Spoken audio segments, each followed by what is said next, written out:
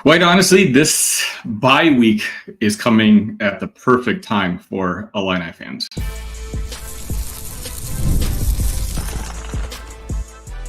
You are Locked On Illini, your daily podcast on the Illinois Fighting Illini. Part of the Locked On Podcast Network, your team every day. Welcome back to another live edition of Locked On Illini. The game is still going on. I figured I'd jump on a couple minutes early. Illinois currently down 8 points, 25-17. They're driving. I figured I'd watch the game with you guys. Some of you are already commenting in the chat. I very much appreciate that. A hard-fought game right away, all the way through. I got a lot to talk about. A lot of things I didn't like, but Illinois, bottom line, still has a chance to win. Likely, maybe not. But again, my name's Sunny Verma. Thank you for joining us on Locked On Illini. Thank you for making us your first listen every single day. If you want to support the channel, again, this is what I do every single day. You get Illini content. Hit that subscribe button. Hit that like button. It'll go to other fans of the Illini who might be watching the game. The more likes we get, it'll show up in more and more algorithms. It's currently 3rd and 5, and Luke Altmaier is going to be able to run it for a first down. So, the drive is still open. There's about 36 seconds left. Is Luke going to be able to pull this off? I don't know. Even if he did, we're going to need a 2-point conversion. Luke hasn't had a very good game. The offense in general hasn't had a very good game. Some questionable, and I think I'm being nice when I say that, decisions by Barry Lunny Jr. Zachary Franklin and Pat Bryant have been winning battles all day long, and they had about 3.5, 4 minutes left. It was 3rd down, and you needed a first down, and they decided to run the ball, and Minnesota just flat out read it. Oh, no.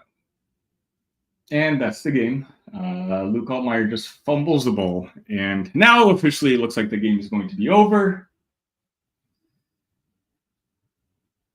A valiant effort. Great game.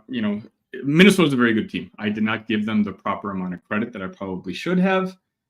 I knew they were good. I just felt like Illinois was a tad bit better and had been getting disrespected for the most part with that line. And I still think Minnesota, of course, did end up covering, but I just think being a 3-point dog at home, I was kind of paying attention to see if the line would move once Brett Bielema had decided or announced essentially that the players were going to be coming back, and the line did not move. I think it moved maybe half a point. Minnesota was still minus 2.5.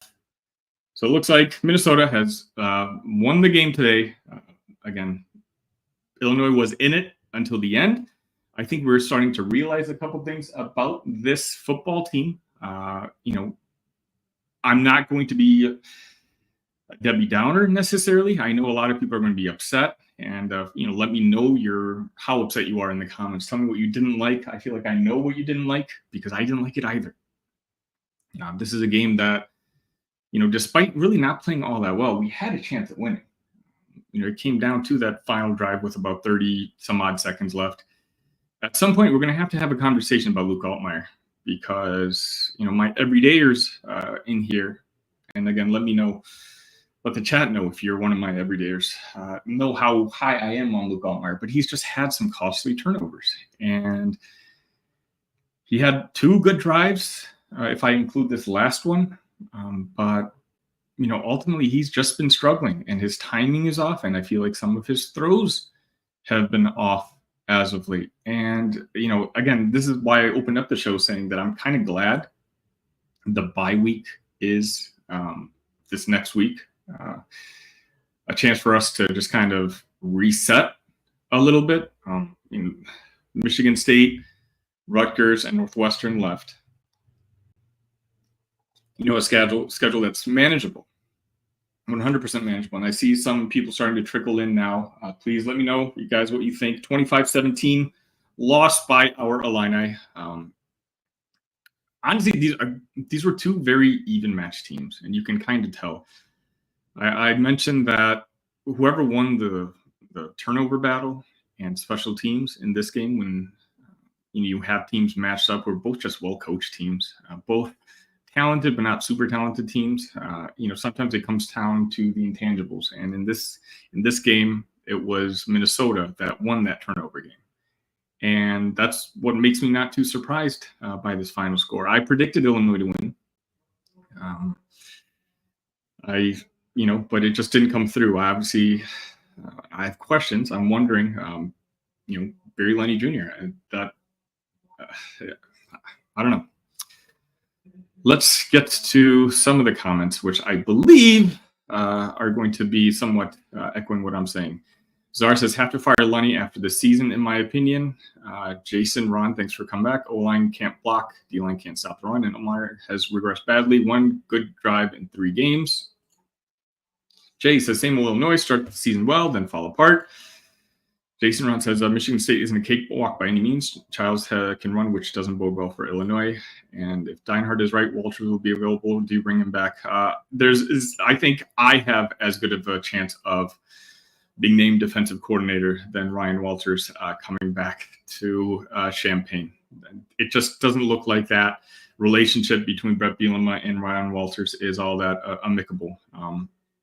I don't know. Honestly, I don't think Aaron Henry had a bad game today. We gave up 25 points, but when we needed them to, stand tough, in particular the last drive, Minnesota had it at the 31, I believe. We held them to a field goal. And, I think this game is one of those games that was on the offense. And again, referees had some questionable calls in that game, but they have some calls in every game. It hurts. I do think we got lost on 3 points in that end of that first half because, as Brett Bielema was bringing to the attention of the referees, I think that was a delay of game that was just gifted to Minnesota. But, that's football, right? We're not going to use the referees as an excuse. This is a game where, again, you have two 50-50 teams, and you got to take care of business, especially when you're at home.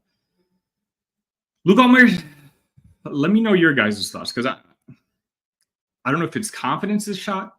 I feel like every time he throws to Zachary Franklin, good things happen. But on today, and I think the announcers talked about it on that last 4th down, or the second to last drive, if you just threw it on target, I think you get a PI call there. And Zachari's kind of a cheat code. Like, if the ball's in his vicinity, he'll come down with it. Was that pass interference? Probably. But it's just a game where, I don't know, I don't think I saw enough of Josh McCray. I've got to pull up the box score.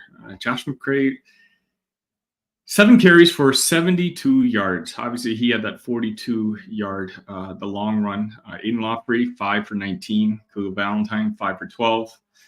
Luke Altmaier struggled, just didn't seem to be reading the field very well today, even when it comes to the rushing. I think, understandably, and I'm the one who keeps bringing him up, right? I think there's going to be lots of conversations that happen with him.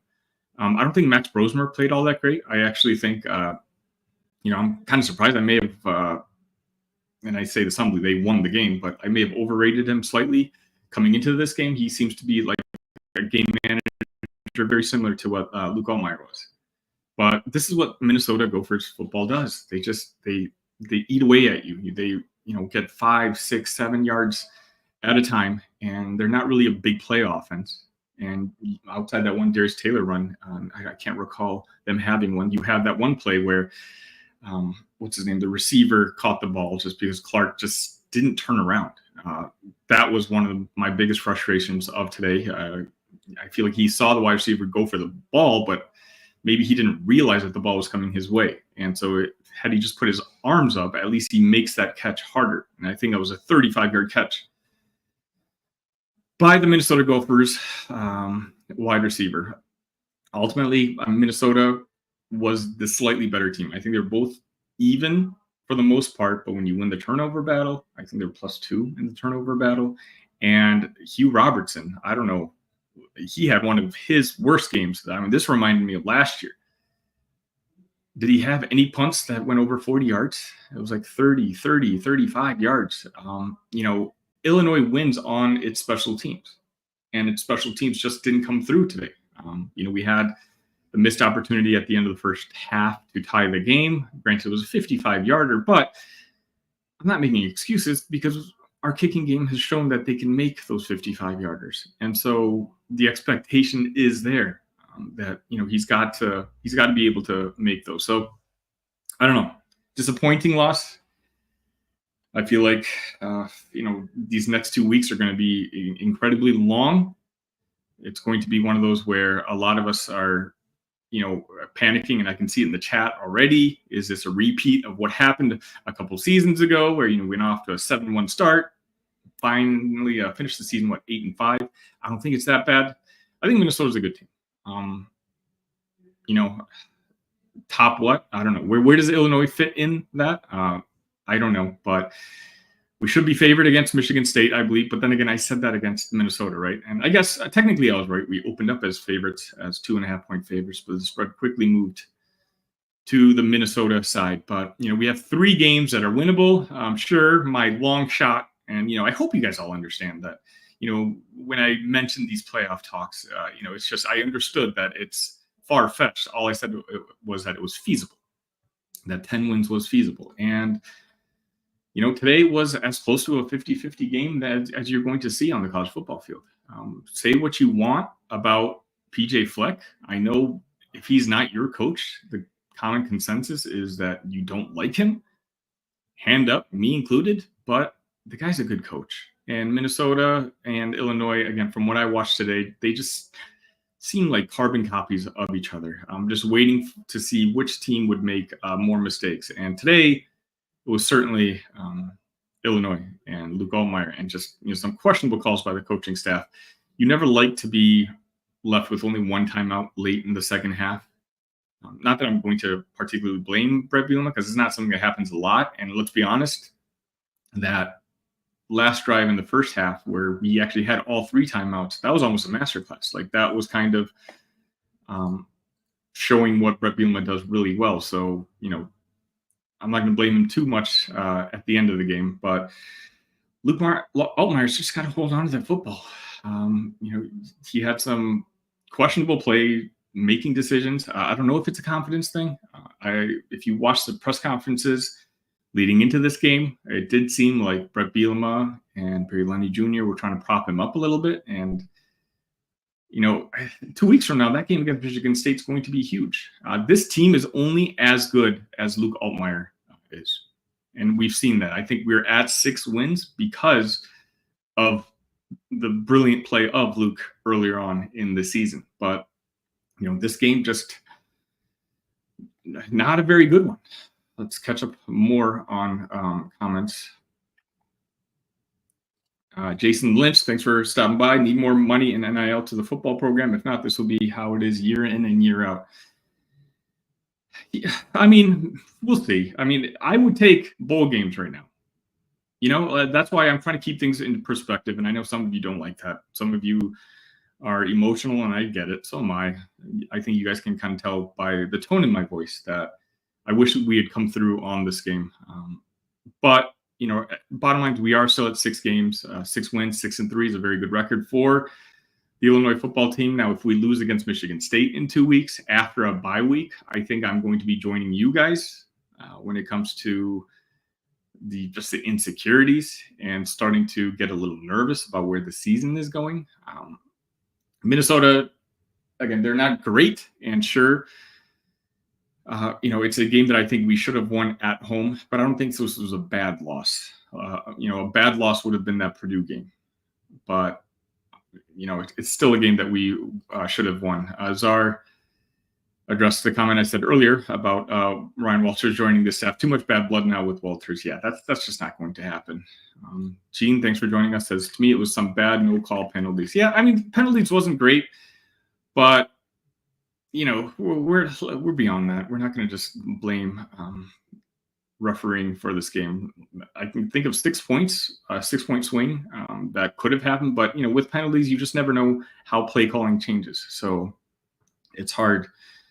Czar says, I agree with Sunny. I feel the defense did enough. Yeah, honestly, like the bottom line is Illinois still can't defend the rush, but I don't know how much of that is on Aaron Henry. We need a talent upgrade on that defensive side. And so, that's kind of a collective coaching staff issue that I'm hoping that they're going to address, with recruiting. We had a lot of recruits there, guys, in particular today. And so, having that loss does sting a little bit, but I really like the way our cornerbacks are coached. Rarely do they allow broken tackles. Usually when they get their hands on guys, they can bring them down. But our linebacking room, I could be wrong, but I think we might have the worst linebacking room in the Big Ten Conference. And that's just not acceptable. We're in year 4 of Brett Bielema. And, again, I've talked about this, and I don't think this particular game changes much. I think Illinois can beat the teams at their level and maybe slightly above. And, this game kind of showed how close it was. I actually texted in, one of my conversations in my Illini group chat that, in years past, I had zero confidence in this team winning. It's a game that we would naturally lose. But today, I was actually feeling kind of positive.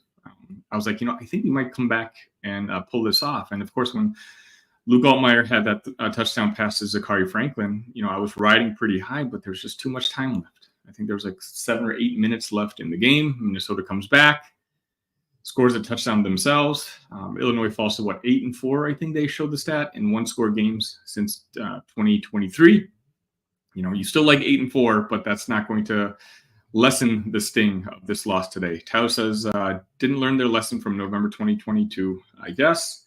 Jason says he's fumbled 5 times in 2 games, lost 3 of them. Yeah, again, and I feel like fumbles is one of those type of plays where, whether you like it or not, you get more jittery with the ball. The more times you fumble the ball, you get a little more nervous. And that's what has me a little worried right now. I don't want his confidence to get shot, because his confidence and his swagger, and I kept referring to it as his moxie at the beginning of the season, is why I thought we were in every single game. But if he's not playing with a certain level of, confidence, then, and let's be honest, he's not being helped out by his offensive coordinator today, well then, quite honestly, and I hate to say this, but we could lose the last 3 games. I think we beat Northwestern at least, but Rutgers is really struggling. But they've given up like 30+ points in their last 3 games, and the game is in New Jersey. So that's by no means an easy game. We don't have any easy games. Let's be honest. If this team was 7-2, we could be talking about, easy games, but this team is just not talented enough to have easy games on their schedule.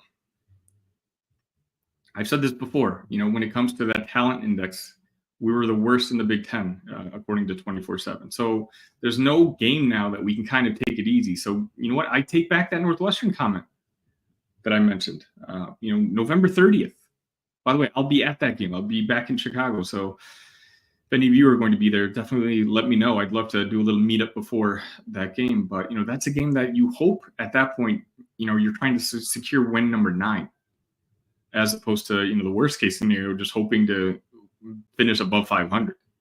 You hope you're not stuck at the 6 games, at that point. She says, pass interference, late hit on Luke, that changes the game. Yeah, I get it, Gene. William Cash says, and so begins the 3rd year in a row of Illinois crashing in the second half of the season. What's the excuse going to be this year? I'm having a little bit more faith. We'll see what happens. Again, the schedule's easier, right? And I'm not making excuses for the staff. I think that if we don't finish the season 2-2 in our last 4, then conversations need to be had. And at that point, you're talking about a very disappointing end to the year. But again, just because the team is 6-2, well, I guess the team is 6-3 now. If we're all being honest with ourselves, and me included, a guy who's, as silly as it sounds, has been whispering, hey, who knows? Maybe if we can win out, we're going to be favored every game. We can still end up with 10 wins and maybe at least be involved in the conversation about a playoff. Again, not that I believed it, but I just said, it could happen. What we might be seeing is that overall, this is a 7 to 8 win football team. And, getting 6 out of the first 7. Some of that may just have to do with some fortunate bounces. When it comes to football, sometimes it is just kind of luck. Are we a 6-1 team as we were a couple weeks ago? Maybe not. I don't know if we're that good. I think we're a talented team. I think we're a top half Big Ten team. But are we a top third Big Ten team? I'm not very confident in saying that. Not right now. When Luke is playing the way he did at the beginning of the season, sure. But something's gone on. I don't know if it's that. I think he played fine in that second half of the Purdue game, to be honest. He's, it was a defense that failed us that game. But Oregon throwing 2 interceptions. Now, granted, it's Oregon. So I was trying to hold him up when it comes to that game. But this just wasn't a very good game. I counted 2 good drives. Let me know if you think there was more. Jay says, loss of Fagan showing its ugly head. Yeah, I mean, McCray had a couple good plays, and I still like what I see from Khalil Valentine. Aiden Lawfrey just seems so hit and miss. Staff obviously really likes him. He offers, a different blend of play, but he's just one of those guys. I can't figure out if he's going to have a good game or not. And in particular today, as I mentioned, five carries for 19 yards. Overall, 29 carries today for 126 yards, averaged 4.3. But let's be honest, right? 42 of those yards came on that one run by Josh McCray, which, granted, all credit to him. He broke, I think, 3 tackles on that play. But, this is one of those games where, the box score may not look outside the wide receiver room. I think the wide receivers played great. Pat Bryant, 5 catches for 72. Zakari, 5 catches for 71. I thought Carson Goda had a really good game. Hank Beatty had a very big catch for us today. But, our rushing yards, and even Luke Allmeyer. Luke Allmeyer ultimately finishes for 20 for 33 for 226 yards and a touchdown. Now, had you told me that at the beginning of the game, I might have taken it. But I don't think any of us think he really had too much of a great game. And I think there's a conversation to be had. Zara asks, when's the basketball game? I know that's tongue-in-cheek, but Monday evening, I believe 7 against Eastern Illinois, which, by the way, I'll be on live right after that game too. So definitely, if you guys are stopping in for the first time, hit that like button, hit that subscribe button for me. Hit the like button now, while you're watching. If you haven't already, it'll send it off to other Illini fans. We've got 30 of you in here. Tell me what you guys think. I always talked about these post-game sessions being either celebratory or therapy sessions. Unfortunately, this is the second week in a row that it's kind of a therapy session. Last week, I wasn't too upset. When you lose to Oregon and when you see that there's a clear talent differential, I wasn't too down on that game. But this one, and I think some of you can tell by my tone, I wasn't feeling, I'm not feeling too great about it. I do definitely think we could have snuck out with this victory. And more comments right after this.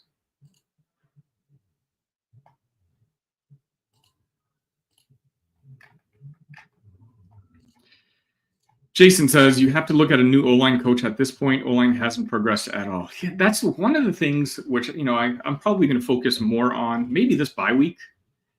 Because obviously, with basketball season, we've had so much content, gratefully, don't get me wrong, I'm very grateful for it. But the fact that in year 4, arguably our 2 worst position groups are in the trenches with the offensive line and the defensive line. When you have Brett Bielema, you don't think that's going to be the case. Right? The fact is, we're well set at quarterbacks. We've got an amazing wide receiver room. And I'm not even talking about Zakari Franklin and Pat Bryant. I'm talking about Colin Dixon, who had, at the time I talked about, could have been a game-saving tackle, just a very heads-up play. Hank Beatty, who I mentioned earlier. Malik Elzy, who I haven't even mentioned. The wide receiver room is in very, very good shape. But if we can't figure out this offensive line, we're in trouble. Then we're going to continue just being, maybe a 6 to 8 win team, which again, it'll be fine for a year or two. We've already overperformed our expectations for this year, but at some point we want more. We want to win 8, 9, 10 games. We want to, are we ever going to contend for a Big Ten championship? I don't know. Maybe not anytime soon, especially with as one of you guys mentioned earlier, like the way NIL kind of controls college football now, we're never going to touch what Oregon and Ohio State and those teams are doing. But I think it's absolutely reasonable that we can be in that playoff discussion. I think the Big Ten Conference is going to routinely be able to offer up, 4 teams to that Big Ten playoff. And, if you just go ahead and chalk up, Ohio State and Oregon with 2 of those spots. Michigan eventually is going to make their comeback, but who knows? Maybe not under Sherman Moore. They may have to go through somewhat a rebuild until they get the right coaching staff in place. Penn State is always good. I don't know what the final later score game was today, but I don't think they won. But, we need to be at least in the conversation to contend for that 4th spot. We have such a good talent base to recruit from. We just haven't been doing it. We're coaching up the guys that we have in the program. At some point, and I've said this before, we're going to have to start recruiting those game breakers, the guys who, the 4-star, the athletes. And again, we had a couple of them visit today. So, I'm glad, the game was close. The game was exciting. The staff and the players, I think, are going to go home a little dejected. But, hopefully we can capitalize a little bit from today. Czar says that 3rd and 2 call by Lunny on the second to last drive was classic. Yeah, I don't know. The running game just wasn't working very well. And for me, it's just one of those where you have Zakari and Pat Bryant making plays. And just the drive previous to that, Luke Altmaier was doing a fantastic job finding these guys. So, you're going to have to run 2 plays there. I would have gone for it twice.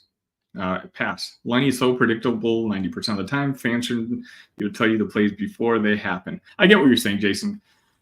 For me, it's one of those, we play conservative for a reason. And I know you guys aren't going to like me saying this, and I could very well be wrong. I'm just trying to justify it in my own head.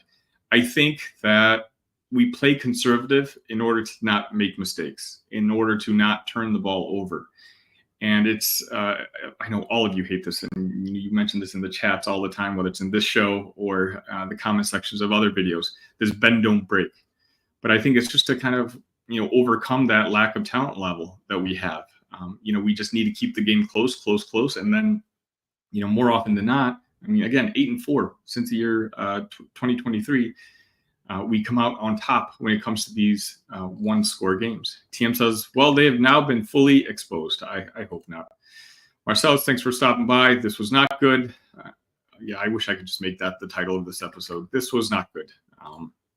Completely agree. Ronnie says, stupid loss, same stuff from years ago. Yeah, I don't know if it's a stupid loss, but it's a loss I don't feel great about. I was very indifferent to that Penn State loss. I was indifferent to Oregon last week. So those of you who joined me for that one, I saw, that there was in Penn State, we competed. Oregon, we didn't compete, but after watching those first couple drives, I was like, okay, this is going to be a long day. This is the game that we should have, I think we could have come home with a victory. But at the same time, I also underestimated Minnesota. They are a good football team. And I think, I may have underestimated them a little bit. Kevin Greenwood says, let's keep it 100. The Illini have been getting out-coached on both sides of the ball. It's easy to mask this fact when you win. Okay, I'm Kevin. Like I respect your opinion, and maybe the chat agrees with you. But, it's just one of those where I don't think Aaron Henry had a bad game today. I think, we lost a lot of defensive backs today. And I just think a lot of it, or at least some of it, has to do just with talent level. And, does that have to do with the coaching staff? Absolutely. But that's like big picture, right? I don't know if the scheme today, I think Aaron Henry played fine. I think Barry Lenny Jr., he's going to have to answer some questions at the post-game press conferences, which, by the way, obviously I'm on here, so I can't address. If anyone drops any notable quotes, please leave it in the chat, and I'll read it out loud. Rose says, we'll be lucky to win one game rest of the way, being a Illini fan severely disappointed in the coaches.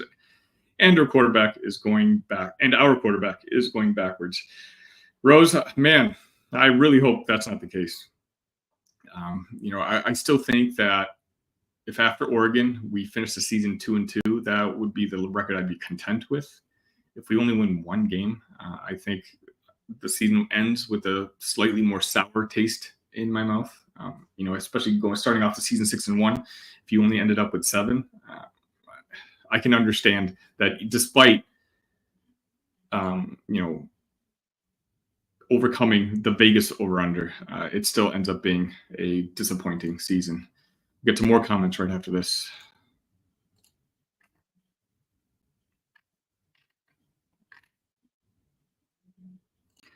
Jason says, you can blame defense when they are so bad at getting off the field on third down. Bielema even said in the press that it's an issue that they have to figure out. Yeah, I think that's the worst part about watching these football games, for me at least. I very rarely, and I think you guys are going to agree with me, and let me know if you do, is when it's third and manageable, I just don't have confidence in our defense stopping them. And it's like, I don't know why I fall for it every single time. It's just a gut punch over and over again. And, why is that? These are questions that we need to have. Marcel says, I missed the first half. Were there any draw plays? We just didn't have a very good first half, Marcellus, if I'm going to be honest with you. We had one or two decent drives, but, it was Josh McCray who really, if we're being honest, scored because he made the play. He broke a couple tackles for that 42-yard touchdown that he had. Jim says, at least the delusion of grandeur can be put to bed now. Might be lucky now to finish 7-5. Appreciate you stopping by. The delusion of grandeur, I guess that you're talking about me talking about them potentially winning 10 games, I get. But I think that might just be as unreasonable as the idea that we'd be lucky to finish 7-5. I still think we're a good football team. And I've said that, I think that's why I'm so disappointed today. I do think we're a good football team. We're just not a great football team. We're a team that, quite honestly, is probably a 7 to 8 win football team in general. The fact that we won 6 out of our first 7 is just football happens sometimes. You get a couple bounces your way. And don't get me wrong, Illinois has been on the wrong side of the bounces for years now. So it's not like I'm apologizing for that. But I think we do probably need to adjust our expectations a little bit for just how good of a football team this is. Hey Dog says, my lowly Gophers finally get a win against Coach B. We are playing well. You guys kind of are too. It was a 1-possession game. Yeah. It's not lowly Gophers, and I don't know if you're the Gophers fan who's been, in my comments all season long, just kind of talking about waiting for this game. And Minnesota's a good football team. They're not supremely talented, but I really, really like Darius Taylor. I really enjoyed watching him play. And man, how many times can one guy look like he got hurt pretty bad and then end up coming back in the game? Because, not that I want him to get hurt, but every single time it looked like Taylor was hurt, like, oh, this could change the game. And he just come back in the next drive. He's just, the fact that he's not committed to a certain direction, a certain play. It's something which I wish Caden Fagan kind of needs to watch tape of. That, hey, if the play isn't there on one side, it's okay to stop and survey the field and, juke in a different direction. Kevin says, when you lose your best back, you don't continue to make the running game your calling card. You adjust and lean on your pro receivers. I'm cool with 40 attempts a game. Yeah, I think Jeremy Werner, the outstanding publisher of Illini Inquirer, he had a tweet which kind of stuck with me when someone had a very similar comment to what you just made, Kevin. And I think it said something along the lines of Illinois is averaging like 165 yards of rushing since Caden went down in the last 3 games. And that includes, sacks, which of course is silly in the college football game that they count as sacks as lost rushing yardage. So, I don't know if it's just, it doesn't work, but for me, it's just play calling. I think, we have Josh McCray, Aiden Lawfrey, and Khalil Valentine, 3 talented running backs, but it's the offensive line. We have to figure something out. Lisa says, close game from Minnesota. Close game indeed, just like most of us thought. Joseph says, I told you they would lose 2 more. There's 1, and Michigan State will be 2. 8-4 ain't bad. Joseph, you did, but you know what? Again, I still think we can win 9. If I'm going to be honest, I still think we can get to 9. But Michigan State becomes a must-win because let's be honest, we're already getting that vibes from this chat, right? If we lose that game to Michigan State, we're now at 6-4, and that's when these whispers are going to start. That's when all this talk about us, the bottom falling out of the season, it's going to start, and the pressure is going to go up tenfold on not just Brett Bielema, but his coordinators, on Luke Altmaier, just on the team in general. Marcellus says, we need NIL to get the Jimmies and Joes. Don't we know it, Marcellus? Joseph says, need 2 speed receivers to replace Bryant and Franklin and better O-line. Got Luke and those back next year's. I'm optimistic. Yeah, I mean, I do think that this season and overperforming this season is going to help with the recruiting. We've had some big-time players visiting for a lot of the big games this year. This is the only one that we lost that we had those big-time players visiting for. So hopefully we get some positive news, whether it's flips, which have been long rumored, but we need to upgrade the talent level here. The coaching can only do so much. A 3-star player can play above their talent level with good coaching, but ultimately, if they go up against good coaching who happen to be coaching 4 or 5 stars, you're still going to lose that battle more often than not. Greg says there's a lot of non-ranked teams that are good. Yeah, definitely. Oh, Jason just brought some bad news. Rosiak has a fracture, is out the rest of the season.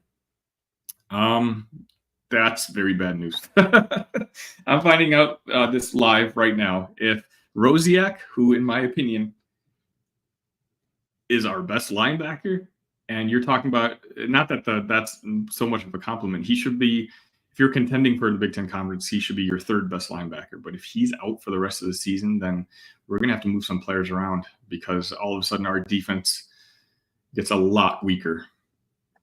Jason says, Bielema, when asked about officiating, it's a clown show. That will probably be a fine. Yeah, the one thing is, even though, again, I don't disagree with Brett and the chat, you guys have been saying the same thing. The one thing I've always respected about Brett Bielema is that he's always going to stick up for the program. For a long time, Illinois, we weren't a good football team. We're a program that people, I wouldn't even say made fun of. I would argue it was worse. People would just feel sorry for us. Like it was not even disrespect, it was indifference. And in a lot of ways, that's worse. And what I really do appreciate about Brett is that he's not afraid to stand up for Illinois and, let the Big Ten Conference know when he's not happy. Far too much in the past, we've had coaching staff who, didn't have that passion, didn't have that, aggressive nature. Like, he wants Illinois to be good, and he wants us to matter. And so, him calling it a clown show, you're right. He's probably going to get a fine for that. But I think that's a fine that he won't mind paying. And we'll get to more comments right after this.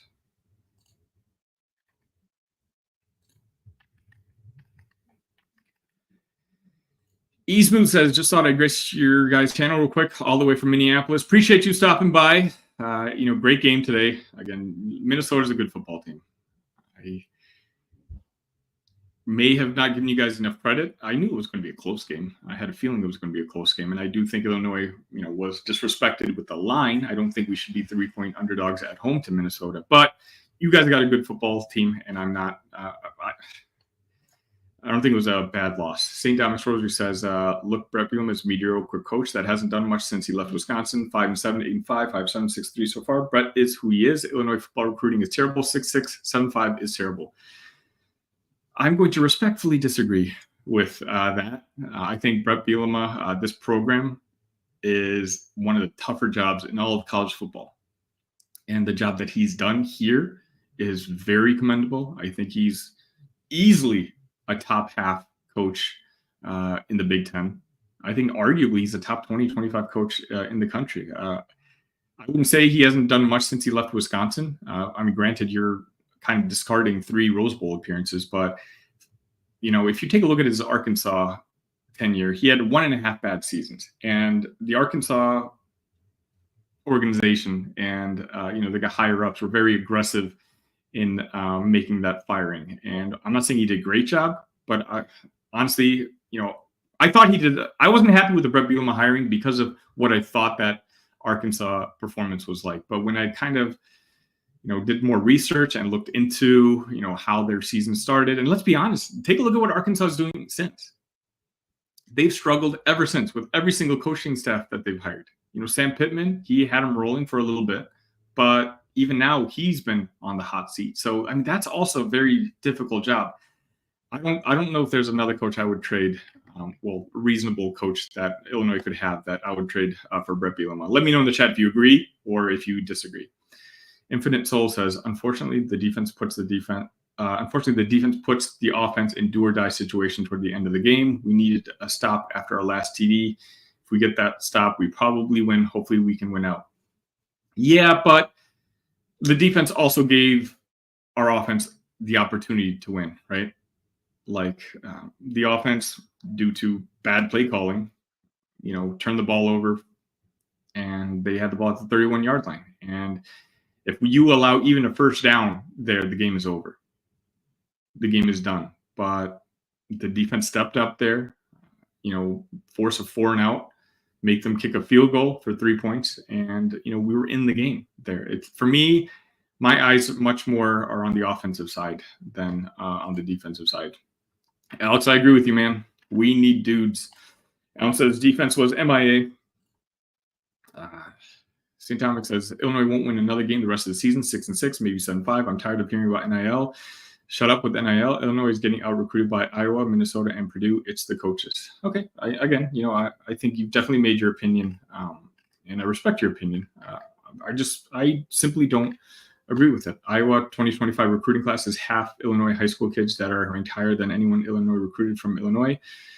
Shut up with NIL when Iowa and Purdue is beating you on recruiting. Iowa's understandable, right? Iowa's been one of the top programs in the Big Ten Conference for 2 decades. They send people to the NFL. Like Iowa, I believe it. They're probably right behind Ohio State and maybe Michigan, but they might even be higher than Michigan when it comes to how many NFL players that they've produced since Kirk Ferentz took over. That's a really good coaching staff. And I don't know what their NIL game is. They might, I would actually guess there would be probably somewhere in the middle. So I'm not sure. The fact that we've lost to Iowa in recruiting is too much of a diss, but maybe you disagree. Let me know in the chat if you agree or if you don't disagree. Jason says Bielema is not sending staff out to recruit this bye week, said he is keeping them home to self-evaluate. I don't think that's a bad idea. I think he recognizes he's probably in the chat. Let's be honest, right? Of course, I'm kidding, but he understands that a lot of us are in very shaky territory right now. A lot of us are kind of curious about how's this season going to end? Started off 6-1. We've now lost 2 in a row. And we have winnable games, the final 3 games, but we need to win them.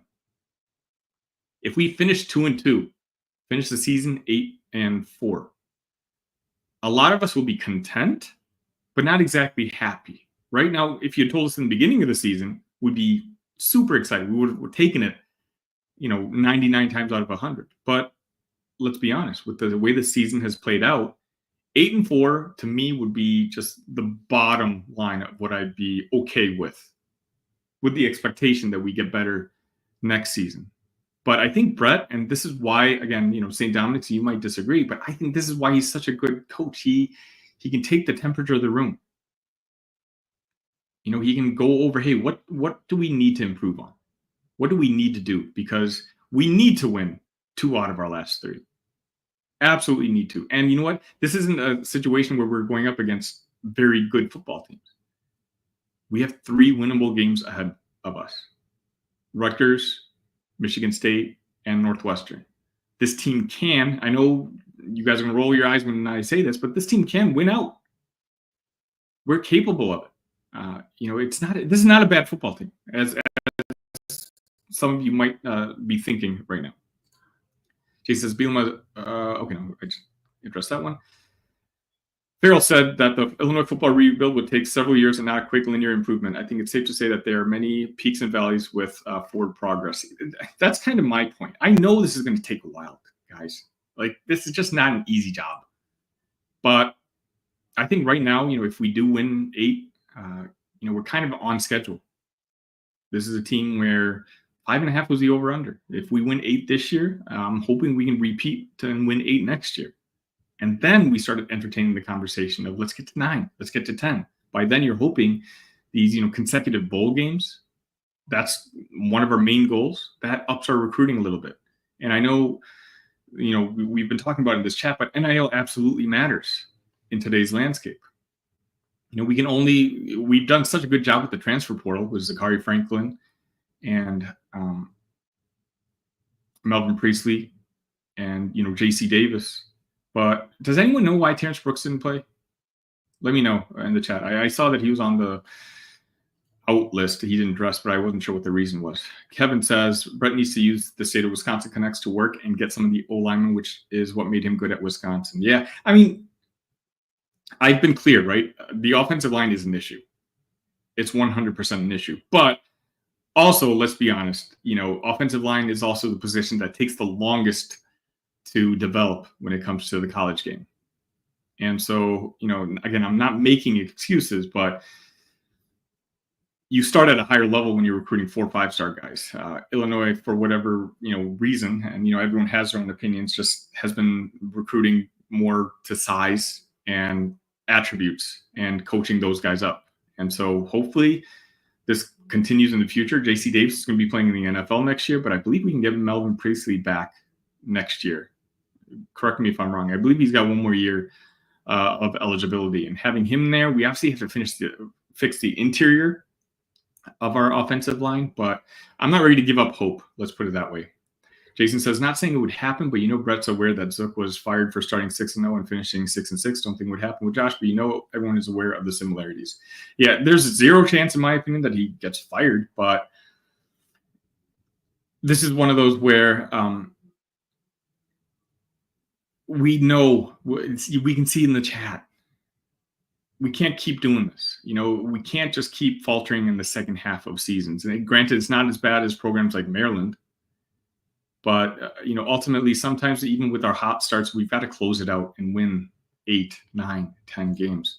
Jason says Brooks left the Oregon game quickly with injury. Yeah, okay, I knew he left, but I wasn't sure. Maybe I just missed it. St. Dom says Brett doesn't have several years. This is year 4. What's Kurt Cignetti's secret at Indiana? Indiana's 8-0. If Brett was a coach of Indiana, they would be 6-3 and 5-4.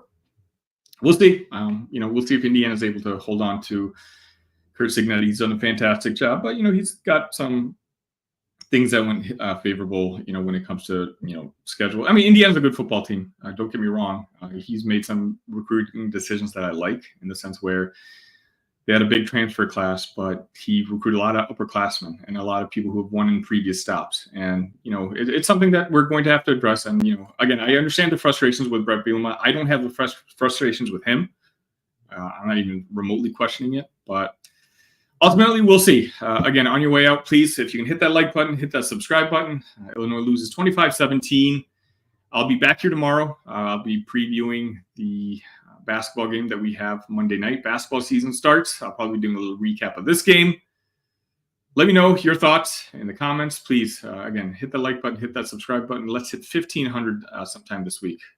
Either way, I appreciate you guys stopping by. I'll have content for you every single day. Find me on all the social medias. Do a search for Locked On Illini and message me there. And just know it's me controlling those accounts, so I can always get back at you. Either way, I appreciate all of you. ILL, love you guys.